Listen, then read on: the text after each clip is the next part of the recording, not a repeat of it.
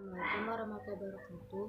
Di sini saya akan mempresentasikan terkait jenis satwa liar yang diperdagangkan sebagai bahan pangan di Kota Pontianak.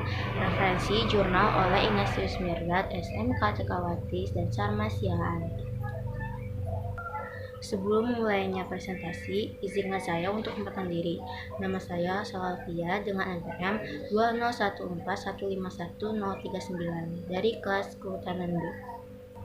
Adapun isi dari presentasi kali ini, yang pertama ada pendahuluan, kedua metode penelitian, ketiga ada hasil dan pembahasan, yang terakhir ada penutup.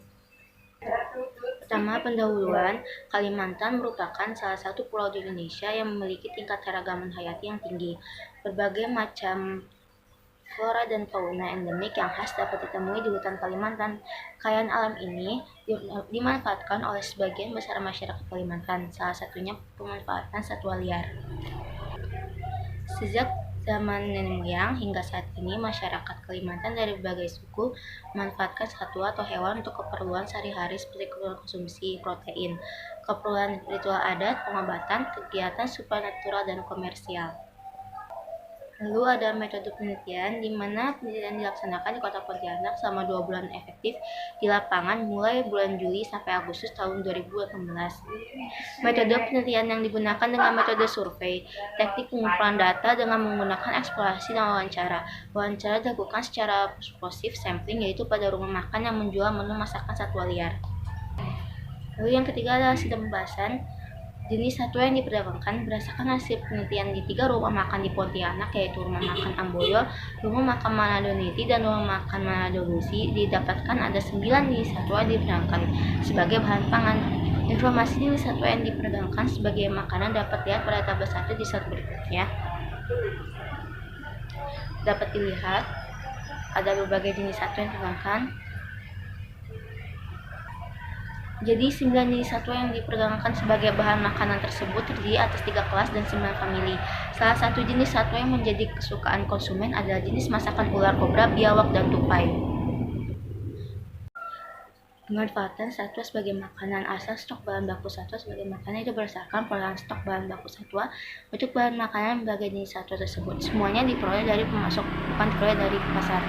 Stok bahan baku satwa berasal dari Ketapang, Pontianak, Purun, Rasau, dan ada yang berasal dari luar Kalimantan Barat, yaitu dari Kalimantan Tengah, khusus untuk babi hutan dan ular kobra. Di sini ada informasi asal stok bahan baku satwa sebagai makanan dapat dilihat pada tabel berikut ini. Dapat dilihat di mana ada anjing yang dari pasokannya itu dari Ketapang. Dominan tuh dari Kalimantan Barat karena penelitian dilakukan di Pontianak. Hanya ada 2 yang dari luar Kalimantan Barat, yaitu ada babi hutan dan ular kobra. Lalu di sini ada kisaran harga beli setiap bahan baku satwa dari 9 jenis satwa dari ketiga rumah makan yang ada di Kota Pontianak. Jadi berdasarkan dari tabel 3 diketahui jumlah pasokan yang paling banyak dari ke-9 jenis satwa yaitu daging anjing dengan jumlah pasokannya sebanyak 120 kg per bulan. Alasan kenapa jumlah pasokan daging anjing lebih banyak karena dari ketiga rumah makan tersebut yang menyediakan jenis menu dan masakan daging anjing hanya di rumah makan Amboyo saja, sehingga jumlah pasokan daging anjing tersebut, stok dan persediaannya lebih banyak dibandingkan jenis satwa liar lainnya. Berdasarkan 9 jenis satwa liar yang dimanfaatkan sebagai bahan pangan, didapatkan ada 4 menu masakan dari setiap rumah makan yang ada di Pontianak, yaitu masak goreng, masak kecap, kuah, dan masak rica-rica. Menu masakan tersebut dapatnya pada tabel 4 di slide. Mungkin orang-orang biasanya mengetahui ayam rica-rica, namun di sini babi hutan, biawak, kelawar, dan lain-lain itu dimasak rica-rica juga. Dominan masakannya itu diolah dengan rica-rica ya. Berikut ini merupakan gambaran bagaimana daging itu sudah diolah dari dimasak kuah, rica, dan juga ada yang digoreng. Berikut merupakan tabel 5 status konservasi satwa liar yang digunakan sebagai bahan pangan di Kota Pontianak. Spesies yang terdaftar dalam Appendix CI TAS2 berarti bahwa populasi jenis ini belum terancam bahaya kepunahan, namun dapat terancam apabila pemanfaatannya tidak dikendalikan. Penutup, di sini ada kesimpulan. Jadi kesimpulannya terdapat 9 jenis satwa liar yang diperdagangkan sebagai bahan pangan yang terdiri dari kelas mamalia, reptil, dan amfibi. Terdiri dari 9 jenis satwa yaitu anjing, babi hutan, kelelawar, musang, tupai, biawak, labi-labi, ular kobra, dan kodok. Jadi terus asal pasukan satwa berasal dari Ketapang, Pontianak, Puro, Nassau, dan Kalimantan Tengah khusus untuk babi hutan. Dan ular kobra. Berdasarkan harga beli, babi hutan dan labi-labi mempunyai harga beli yang paling tinggi dibandingkan jenis satwa lainnya. Terdapat 4 jenis menu masakan yaitu kuah, kecap, rica, dan goreng.